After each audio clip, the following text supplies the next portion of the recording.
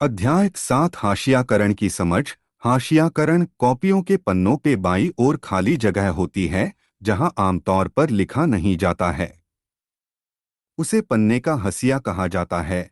हाशियाई का मतलब होता है कि जिसे किनारे या हाशिए पर ढकेल दिया गया हो, ऐसे में वह व्यक्ति चीजों के केंद्र में नहीं रहता। आदिवासी कौन लोग है? आदिवासी शब्द का मतलब होता है मूल निवासी। ये ऐसा समुदाय है जो जंगलों के साथ जीते आए हैं। भारत की लगभग 8% आबादी आदिवासियों की है। देश के बहुत सारे महत्वपूर्ण खनन एवं औद्योगिक क्षेत्र आदिवासी इलाकों में है। जमशेदपुर, राउरकेला, बोकारो और भिलाई का नाम आपने सुना होगा।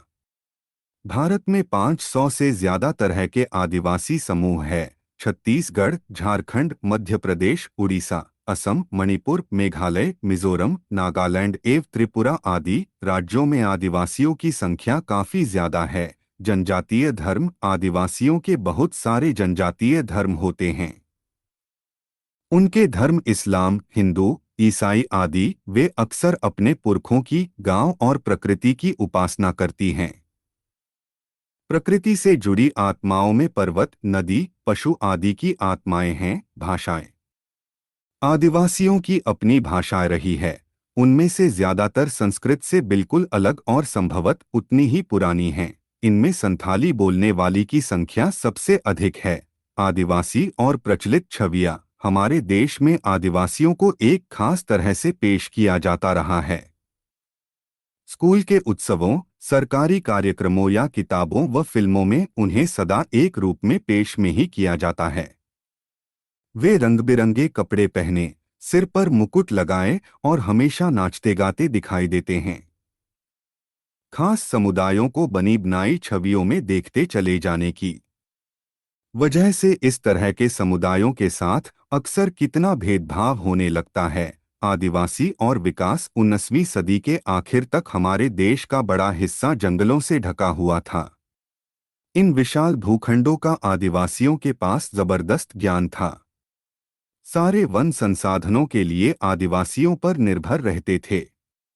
आज उन्हें हाशियाई और शक्तिहीन समुदाय के रूप में देखा जाता है। इमारती लकड़ी और खेती व उद्योगों के लिए विशाल वनभूमियों को साफ किया जा चुका है। आदिवासियों के इलाके में खनिज पदार्थों और अन्य प्राकृतिक संसाधनों की भी भरमार रही है।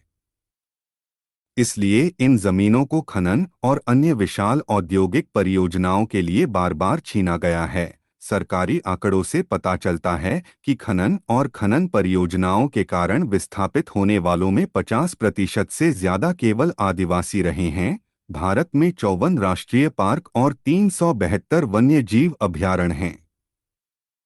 इनका कुल क्षेत्रफल 1,09,652 वर्ग किलोमीटर है। ये ऐसे इलाके हैं जहां मूल रूप से आदिवासी रहा करते थे। अब उन्हें वहां से उजाड़ दिया गया है। अगर वे इन जंगलों में रहने की कोशिश करते हैं तो उन्हें घुसपैठिया कहा जाता है। अल्पसंख्यक और हाशियाकरण। मौलिक अधिकारों के जरिए हमारा संविधान धार्मिक और भाषाई अल्पसंख्यकों को सुरक्षा प्रदान करता है। अल्पसंख्यक ऐसे समुदायों के लिए इस्तेमाल किया जाता है जो संख्या की दृष्टि से बाकी आबादी के मुकाबले बहुत कम हैं। लेकिन यह अवधारणा केवल संख्या के सवाल तक ही सीमित नहीं है, बल्कि इसके सामाजिक व सांस्कृतिक आयाम भी होते हैं। बहुसंख्यक समुदाय की संस्कृति समाज और सरकार की अभिव्यक्ति को प्रभावित कर सकती है। संभव है कि छोटे समुदाय हाशिए पर खिसकते चले जाएं। मुसलमान और हाशियाकरण। 2011 की जनगणना के अनुसार भारत की आबादी में मुसलमानों की संख्या 14.2% है। उन्हें हाशियाई समुदाय के मुकाबले उन्हें सामाजिक आर्थिक विकास के लाभ नहीं मिलते। सरकार ने 2005 में एक उच्च स्तरीय समिति का गठन किया। न्यायमूर्ति राजिंदर सच्चर की अध्यक्षता में बनाई गई। इस समिति ने भारत में मुस्लिम समुदाय की सामाजिक, आर्थिक और शैक्षणिक स्थिति का जायजा लिया। समिति के रिपोर्ट से पता चलता है कि विभिन्न सामाजिक, आर्थिक एवं शैक्षणिक संकेतकों के हिसाब से मुसलमानों की स्थिति अनुसूचित जाति और अनुसूचित जनजाति जैसे अन्य हाशियाई समुदायों से मिलती जुलती है। मुसलमानों के आर्थिक व सामाजिक हाशियाकरण के कई पहलू हैं। इनके रीति रिवाज और व्यवहार मुख्यधारा के मुकाबले काफी अलग है। कुछ मुसलमान में बुर्का, लंबी दाढ़ी और फैस टोपी की चलन दिखाई देता है। घेटोआइजेशन ऐसे इलाके या बस्ती के लिए इस्तेमाल होता है जिसमें मुख्य रूप से एक ही समुदाय के लोग रहते हैं।